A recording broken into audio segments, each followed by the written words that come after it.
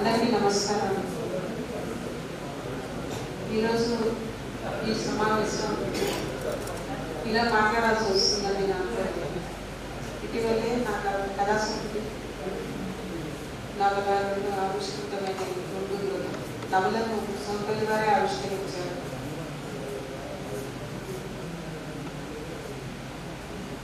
ఒక్కొక్కసారి మాట్లాడటానికి మాటలు కూడా కరువైపోతాయి. సొంతలి వారి జ్ఞాపకాలు పోసుకుంటూ నేను ఇక్కడికి వచ్చాను. హైదరాబాద్ నిన్న విజయవాడలో సభ్యులు సొంతలి వారు ఒక 5 ఏళ్ల సుదీర్ఘ పరిచయం. ఆ పరిచయం క్రమంగా మిత్రత్వం, సోదరత్వం. వాళ్ళు వెళ్ళిపోతే కుటుంబంలో ఒక సభ్యుడిని కోల్పోయినంత దిగులుగా, ఒక వెలితిగా ఉంది నాకు. నేనే కాదు, మా ఇంట్లో మా పిల్లలు, మా వారందరూ కూడా అలాగే ఫీల్ అవుతున్నారు. ఆయనతో పరిచయం ఉన్న వాళ్ళందరూ కూడా ఇలాంటి అనుభవాన్ని చూస్తున్నారు. ఒక వ్యక్తి పుట్టడం కాదు, పుట్టాక ఎలా జీవించాడు అనేది అందరం పుడతాం. ఎలా జీవించాడు, సమాజంలో తన వంతు బాధ్యత ఎలా నిర్వర్తించాడు అది దాన్ని బట్టి ఆ వ్యక్తి యొక్క విలువ నిర్ణయించబడుతుంది. చాలా సుందరరావు గారు ఆర్టికల్ రాశారన్నమాట. పెద్ద పెద్ద కవులు ఉండొచ్చు, కానీ వాళ్ళకి పెద్ద మనసు ఉండకపోవచ్చు. నాకు ఆ మాట పదే పదే సొంతలి గారి విషయంలో గుర్తొస్తూ ఉంటుంది. చాలా మంది కవులతో 50 ఏళ్లలో నాకు పెద్ద పెద్ద కవులతోనే సన్నిహిత సంబంధాలు ఉన్నాయి. కానీ వాళ్ళంత పెద్ద మనసుతో ఉన్నట్లు అనిపించదు. కొన్ని సందర్భాల్లో మనకు అర్థమవుతుంది.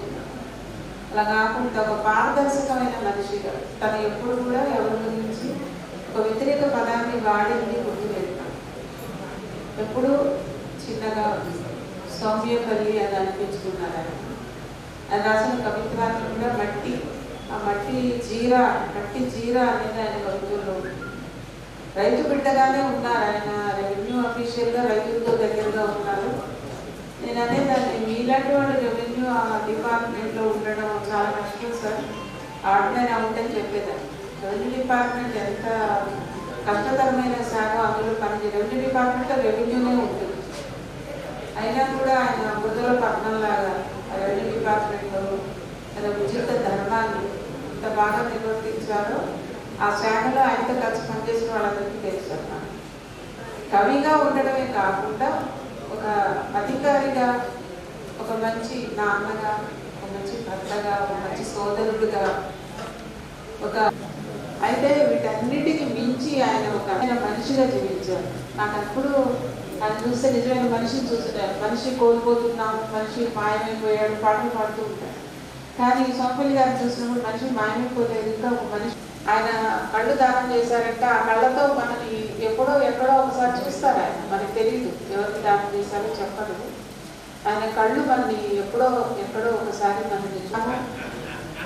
అలాగే మనం మరణించినప్పుడు ఎంతమంది రైతుల గురించి, రైతులకి జరిగే అన్యాయాల గురించి సహాయం చేశారు. రెవెన్యూ డిపార్ట్మెంట్లో సహాయం అవసరమైతే వెంటనే గుర్తు చెప్పేది సోమపల్లి గారు. ఆయనకు ఒక ఫోన్ చేస్తే ఆయన వెంటనే ఎవరికో చెప్పి ఆ సహాయం చేయించారు. సాయం చేశారనే కాదు, ఆయన తప్పం అది చేయకుండా ఉండలేరు. ఆయన సాయం చేయటమే ఆయన పని. అది అక్షరం ద్వారా కావచ్చు, ఉద్యోగం ద్వారా కావచ్చు, మాట కావచ్చు, మనిషి కావచ్చు. వాళ్ళ కుటుంబానికి ఆయన స్వభావాలు, ఆయన సౌమ్యత, వాళ్ళ కుటుంబ సభ్యులకు కూడా చాలా అనుభవం ఉంటుంది. లోటు అనేది కుటుంబానికి ఉంది, సమాజానికి ఉంది, సాహిత్య ప్రపంచానికి ఉంది, సంఘానికి కూడా ఉంది. కాబట్టి వారి యొక్క జ్ఞాపకాలు, వారు చూపించిన ఆ మార్గదర్శకత్వంలో ఈ అసోసియేషన్స్ పనిచేయాలి, ముందుకు వెళ్ళాలి. సానుభూతి కంటే కూడా వాళ్ళ కుటుంబాలకు నేను విజయలక్ష్మి గారికి కానీ, వశిష్ఠ కానీ, విధించి కానీ వాళ్ళందరూ కూడా మన కుటుంబ సభ్యులు. మేమందరం మీతో ఉన్నాం మేడం, మీరు ఎప్పుడైనా మాకు ఫోన్ చేయొచ్చు, ఎవరికైనా చేయొచ్చు. ఇప్పుడు ఉన్న వాళ్ళు మనందరం ఒక కుటుంబం. సోమపల్లి గారికి లేరని మీరు అనుకోవద్దు, మేమందరం మీ కుటుంబ సభ్యులు.